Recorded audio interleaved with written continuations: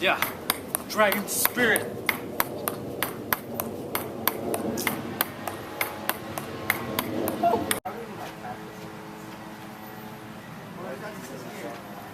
You got that.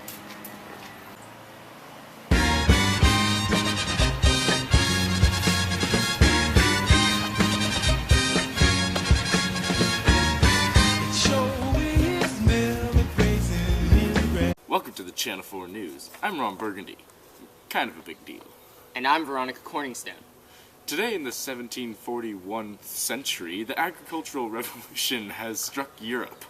Caused by population increases and new farming techniques. Now to Brian with the open field system and the common lands. Good morning, I'm Brian Fantana with the Open Field System. This system is probably the greatest agricultural accomplishment we've ever seen. It is predicted to last until at least the 20th century. The land is owned by the king and rented and paid for by his lords. The lords in turn have full jurisdiction over the land. The open field system divides the land into several large fields cultivated by communities of peasants. Typically, the villages have 3 large fields surrounding them with the main town in the center. Each village has a church and the lord's manor with housing for the peasantry. The fields surrounding the village are miles across, and villagers would have strips of land in each field, making it so that each person would have a share of both good and bad land. However, the major problem with our system is soil exhaustion and limited fertilizers. Soil exhaustion is when nutrients are depleted from the soil through unsuitable farming of one single crop. The impact of these problems are lessened by rotating field crops, which vary the type of crop planted in the soil, giving the soil more nutrients. Around the open fields is common land, which the townsfolk have full advantage of using. This common ground is used for sheep and cattle grazing, as well as collecting fuel and building materials. The open field system is a good system in the sense that it creates a community and cooperation between the villagers, yet many townsfolk deem it to be very inefficient. In the long run, this will create more communities of villages, making farming more efficient, friendly, and cooperative. Interesting. Now what about the enclosure movement? Oh, the enclosure movement is a very controversial method of farming, and it is becoming increasingly popular day by day. The common lands described in the open field system are now restricted only to the owner of the land, thus ending the commoner's rights to use the land for cattle grazing or haymaking. Once an area is fenced in, so to speak, it becomes privately owned by the noble, and the peasantry are now his workforce. Although popular amongst the rich, the enclosure movement or fence system is dreaded by the peasantry, who wish to have some land for themselves. The enclosure movement is met by revolts and bloodshed. Let's hope it doesn't affect our agriculture in the future. Back to you. Very interesting. This improvement in agriculture is very promising. It allows for better farming results. But one problem still persists, and that is soil exhaustion. In some developing areas, crops are only grown in 1 out of 2 years as fallowing is necessary. But some really smart people have developed ways to extend. Okay, moving on to crop rotation with Champ. Salutations from friends.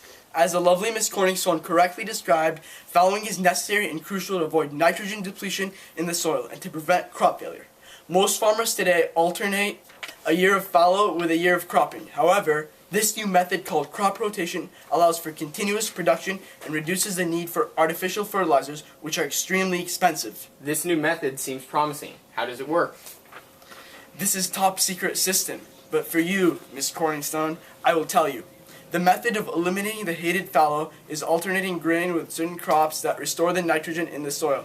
They are magical crops. They include peas, beans, potatoes, and clovers. The popularity of this method is increasing exponentially as some very intelligent farmers are developing complicated patterns of crop rotation to suit different kinds of soil. This method is mainly supported by experimental scientists, like myself, and some government officials. Okay, enough of that crap. Crop rotation is not the only development that increased agricultural innovation. No, Ron, it's not. I'm Brick, by the way. In recent years, I have observed an increase of inventions in agriculture. Some historical background first. From the Middle Ages until the 1700s, the Black Plague, famines, and war have kept our population low. However, due to increasing populations, today we have needed to produce more food. The Dutch are leading the way in the new technology and inventions to produce more food. Because of their poor land and very populated area, they have been pressured to discover ways to increase their food production. The Netherlands, being the trading center of Europe, have become extremely wealthy, allowing them to develop more tools. Not only have the Dutch been using crop rotation, but they have also used other methods to produce more food, such as the use of manure and enclosed fields. The Dutch also drain their swamps to use the land for farming. This method is now spreading to England because their new king, William Orange, is Dutch. However, the Dutch haven't been the only ones busy with a solution to the problem of hunger. Just last month, in England, Jethro Tull has invented the seed drill. This device allows the farmer to individually plant seeds at their proper depth in the soil, instead of just scattering seeds. Therefore, the birds won't be able to eat the seeds either. Today, people are now actually publishing books about these agricultural inventions, directed toward farmers. Some say that education is actually more important than these inventions. These new farming inventions will eventually lead to more food and thus a larger population. Thanks, Brick. With agricultural methods developing at this rate, there will be so much food that no one will starve. In fact, everyone will be fat. Talking about fat, animals will be getting really fat. Check out this picture of a Nubis ox. This is because of selective breeding, a questionable method used to create plants and animals to suit particular needs. A particular traits such as fat cows are favorable, and techniques are being developed to increase the likelihood with plants and animals for certain beneficial traits. For example, people in many European countries, England for example, enjoy horse races. As a result, people are figuring out methods to breed faster, quicker horses to win races and catch up with the speedy foxes, which always have been escaping. Also, the breeding of bigger, fatter livestock puts more meat on the table, as well as bringing in more cash from sold meat. One example is the quality Nubis ox, which, as the picture shown earlier, is a great fat beast praised by poets, yes poets, and often pictured in the press in previous years. While the method of this selective breeding is hotly debated due to its morality, it is certainly very helpful for humans at its least. Already, the English food production has soared like the feet of Hermes, raising over by 300% and using 14% more workforce. This method is also relatively new and only started being widely practiced by 40 years ago, starting at the century. If food production continues increasing at this rate, in 100 years, food will occupy every inch of this planet. However, selective breeding does have its risks. It may change the evolution of some species and some vital genes may be wiped out. This would only occur after several centuries, so we should be safe for now. However, eating these altered foods does not negatively affect our health. Back to Andrew. Yeah, moving on to something more interesting. With all these improvements in agricultural methods, it is drastically changing the lives of people all over Europe. Dmitry Kalishnikov from London keeps us updated with these crucial change. The agricultural revolution changed the people of England's lives, and eventually in other parts of the world. In order to stimulate an industrial revolution in the future, England was able to sustain itself and massively increase its production and the quality of food. Before the agricultural revolution, the 17th century, population growth slowed and the death rate remained high. However, as a result of the open field system and alternating grain with new nitrogen-storing crops, farmers were able to have ideal feed for animals, which in turn allowed for better diets for people. These effects could only be felt by the lower countries and England until the end of the 18th century.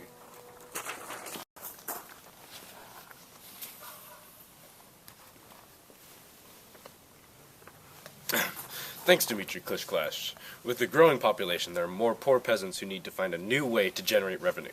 This leads us to the cottage industry. Yes, Ron. The poor in the countryside are in desperate condition as they only receive very small earnings from the agriculture. They are trying to find a way to supplement these earnings with other types of work. They are willing to accept minimal pay, so capitalists in the city are keen to employ them. As a result, manufacturing in peasant cottages is growing rapidly, and rural industry is becoming more and more popular. This new system, often called the cottage industry, or domestic industry.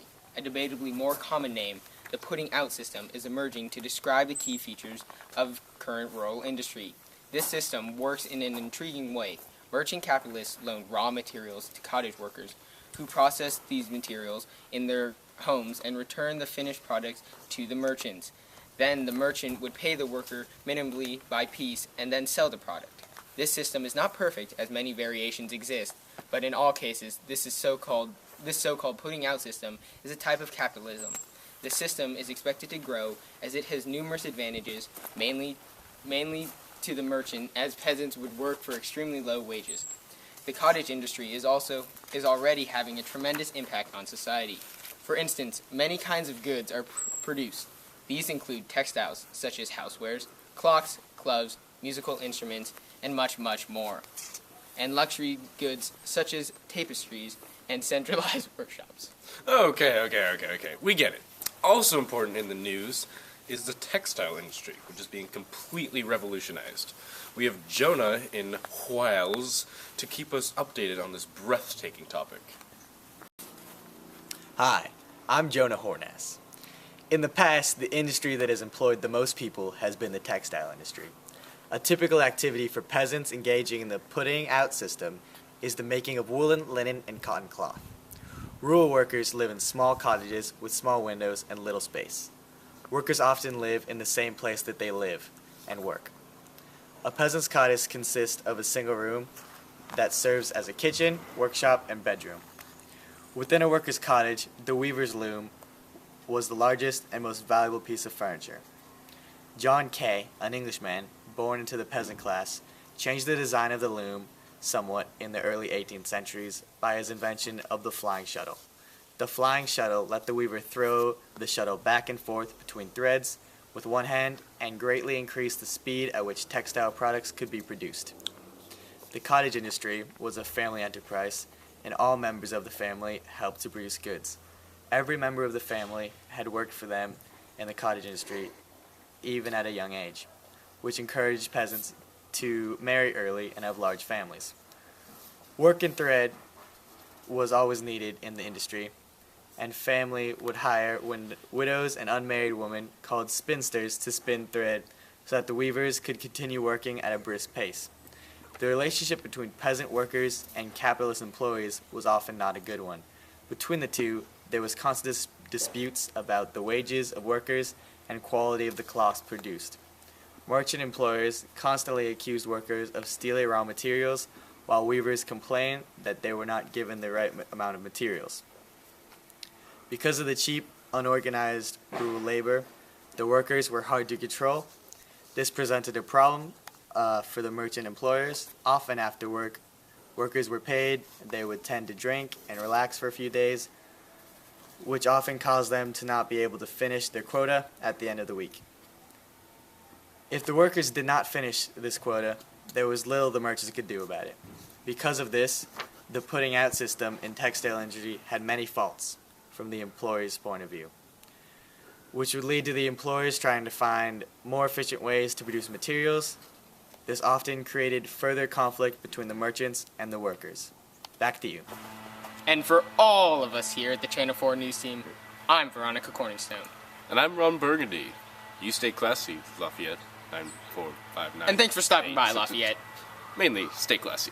But thanks for stopping by. Stay classy. Ron Burgundy. And thanks for stopping by, Veronica Corningstone. Stay classy.